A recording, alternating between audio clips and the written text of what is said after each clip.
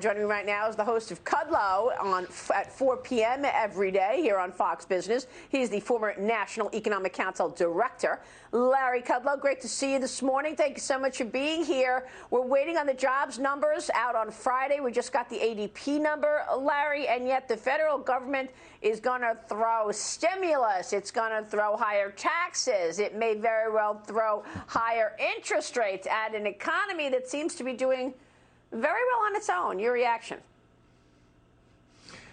Well, the house is not on fire. There is no crisis. There's no economic crisis. There's no longer a vaccination crisis, as all the businesses are now opening up. There is no existential threat from global warming. So the Bidens are kind of running out of ammunition to sell this massive $4 trillion add-on to the $1.9 trillion. That, by the way, is a spending number, but it also is a taxing number. You know, if it ain't broke, don't fix it. That continues to be my mantra. I had to chuckle when Mark Zandi joined me a few minutes ago, Larry, when I said to him, look, the economy is doing fine. We got a 6.4% GDP in the first quarter.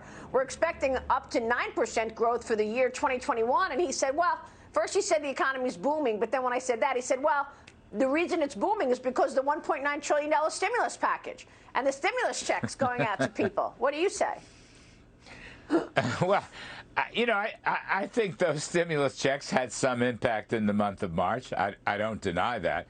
But I think it's pretty important to note that we had a 33% increase in third quarter GDP, a 4% increase in fourth quarter GDP, a 6.5% increase in first quarter GDP. By the way, the Atlanta Fed, just for what it's worth, their GDP now number, 13.2% in the second quarter.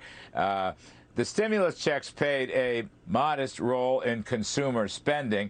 By the way, the stimulus checks also helped to stimulate China. I don't think that was the intended consequences, but our trade deficit with China has now become gargantuan. It's almost like a straight line up because consumer spending here is buying Chinese goods over there. That's not a good policy mix. What we need is investment and productivity. But unfortunately, Biden policies, I don't know that they'll get through, but Biden policies are fighting a war against investment and capital formation, which means they're fighting a war against worker jobs and wages, because the jobs and the wages come from the investment into the new businesses. So it doesn't make any sense whatsoever. But we don't have any crises. And Janet Yellen kind of let the cat out of the bag.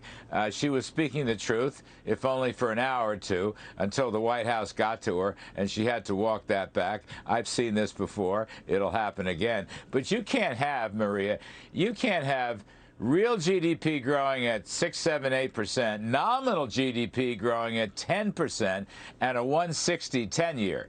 You can't have that. The 10-year's got to go up. If, how, and when, I don't know what the timing is. But that 10-year bond's got to go up. And eventually, the Fed's going to have to stop the free money. They're not going to do it right away, for sure. But free money on top of huge spending and taxing, that is not a good policy mix. No, I'm just wondering if we're going to see an economic crisis develop the way we saw a border crisis develop when the Biden administration reversed all of Trump's policies. And on the 10-year, by the way, Larry Lindsay joined me a couple of weeks ago, and he told me on this program that he's expecting the 10-year to be very close to 3% by year end. Would a 3% yield on the 10-year be a problem for markets, Larry? Yeah, I mean, look, that would, I think that's a plausible view. Larry's probably a little more bearish on inflation than I am, although he may be right. I'm kind of on the fence there. But, yeah, you'll get a correction. Look, here's the thing. Rising market rates don't necessarily slaughter the stock market. In the short run, yes, that will cause corrections. But history shows that if real interest rates are going up because economic growth is going up, and by the way, earnings are off the charts great. That's the biggest driver for stocks right now, is fabulous earnings. So rising rates won't necessarily kill the stock market. You'll get corrections along the way. I don't see any chance right now that the Fed is going to shift its target rate anytime this year. One can debate whether they should move forward their 2023 estimates. I mean, I don't know how they're going to get through next year if the economy continues. But then again, a lot of this is going to come down to whether the Democrats want to drive through these policies of high spend, high tax, and high regulate through budget reconciliation. 51 votes, right? That's the key issue. I don't think they're going to have an easy time of it, but on the other hand, they may get it. They may get it. I do not expect a serious compromise with the GOP.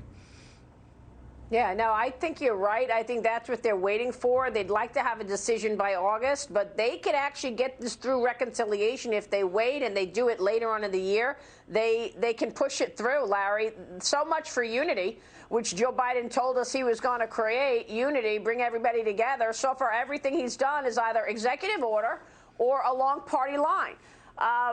Through reconciliation. Real quick, Larry, before you go, we were talking about China earlier in the show. I'm glad you brought up China. Did we ever fix the situation that 70% of our active ingredients come from China? I'm talking about drugs in ibuprofen, penicillin. They're made in China. Did we ever fix that, or are we still dependent on the CCP for this stuff?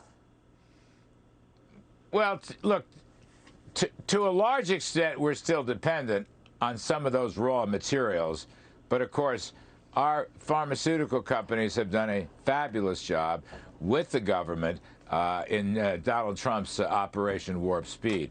But we're reaching a point now where we're going to have to look very carefully at the Phase 1 China deal. How is it working? How is it not working? Where is it working? Where is it not working?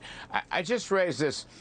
I don't obsess about trade deficits per se. I mean, if we're growing rapidly, we're going to run a trade gap with the rest of the world. But I just will note that because of these short-term stimuli coming out of Washington, D.C., you've got this paradoxical view where they want to be tough on China on the one hand, but on the other hand, all these stimmies are causing a tremendous demand for Chinese goods, and that's driving up the trade gap.